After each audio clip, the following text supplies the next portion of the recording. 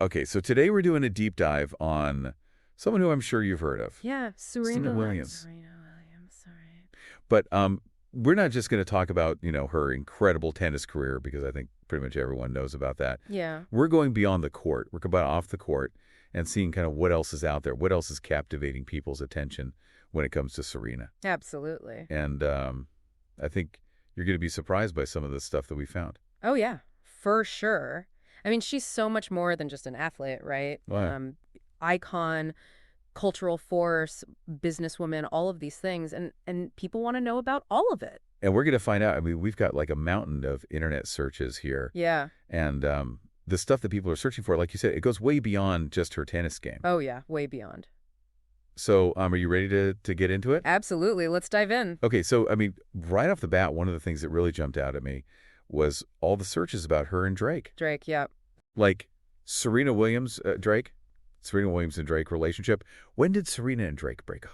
Like, people really want to know They really want the details of this. Yeah, and I think it's interesting because it's not just like idle curiosity, right? There's something about this pairing Right. that really captures people's imaginations. I mean, you have these two figures, both at the top of their respective fields, Yeah. both, super talented, super famous, and maybe there's this sense that they would be this power couple, right? And there's sort of this mystery surrounding it all. There are rumors, there are whispers, there are, sightings, but nothing concrete. Yeah. So I think that just adds to the intrigue. Like they want to confirm or deny. Exactly. Yeah. Like what really happened, so to speak. Exactly. All right, so moving on. I mean, we also saw a lot of searches about, her family. And I think a lot of this stems from, her very close relationship with her sister Venus. Oh, absolutely. I mean, you can't talk about Serena without talking about Venus, right? Right. They're a package deal.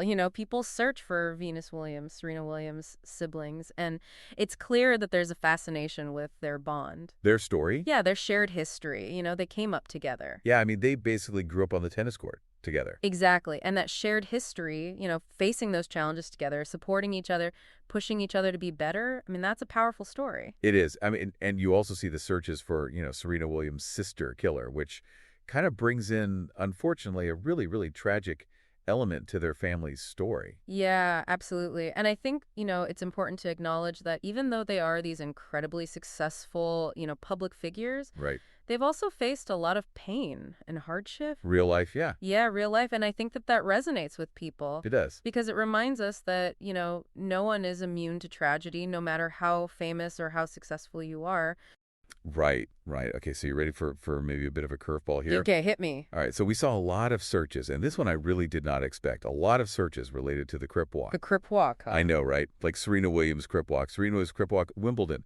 So for those who might not know, Yeah. the Crip Walk, it originated, in L.A. gang culture. Right. And it has been, quite controversial when it's been, how do I say this? When it's been adopted or used by people outside of that culture. Or appropriated. Yeah, appropriated. Thank you. And it's understandable, right? It's a dance move with a very specific and very loaded history. Right. And so when you see someone like Serena, a global icon, Right. doing this dance, it raises a lot of questions. I mean, what was her intention? What message was she trying to send it? And how was it received by different audiences? Yeah, and I think this kind of leads into, Serena's always been someone who, whether intentional or not, Right. is pushing boundaries and sparking a conversation. Always at the center of the conversation. And sometimes even controversy. Yeah, absolutely. And I think that's part of what makes her so fascinating. Right. She's not afraid to be herself. Right. Even if it makes people uncomfortable. Right. Okay, so speaking of, kind of these public appearances, there was a lot of interest in her Super Bowl appearance. Super Bowl, yeah. So we saw searches like Serena Williams Super Bowl. Why was Serena Williams in the halftime show? But just to be clear, she wasn't actually in the halftime show. Right. But she was in a Super Bowl commercial. Yes, a very high-profile Super Bowl commercial for Michelob Ultra. Right, alongside a bunch of other, really powerful Amazing female athletes. So I think it's really interesting. Like, it shows how she's, like, transcending, just the world of tennis. Absolutely. I mean, she's become this symbol, this representative for women in sports, for Black women, for excellence. Right. And then last but not least, we have to talk about her husband, Alexis Ohanian. Right. And I I think a think lot of searches for a him. lot of searches for him. And I think, people are just really, really curious about Yeah. her life off the court and who she chose to share her life with. Yeah, I mean, they want the full picture, Yeah. right? And Alexis Ohanian is a fascinating figure in his own right. I mean, successful tech entrepreneur, co-founder of Reddit, vocal advocate for parental leave, for social justice issues. So it's not just like he's just, arm candy or No, whatever. He's just a results. force. Yeah. Yeah. So, Okay, I mean, I think it's safe to say that, Serena Williams is way more than just, a tennis player. oh, absolutely. She's a cultural icon. Yeah, and I think what's interesting is how she navigates that, right? I Right. mean, she's constantly in the spotlight, Hmm. and there's this intense scrutiny on everything she does, everything she says, who she's with, Yeah. what she wears. I mean, it's relentless. Yeah, and it makes me wonder, like, how does she do it? Yeah. How does she, like, deal with that pressure and still, like, manage to dominate her sport? Yeah, how do you maintain that focus, that drive, that excellence with all of that noise? Yeah, It's really remarkable. That's something to think about. it is. I mean, Yeah. it's a tightrope walk It that is. very few people can successfully, do. Absolutely. Yeah, she's one of a kind. So we've talked a lot about, all these different facets of Serena's life, her relationships, the controversies, her family, her business ventures. Yeah.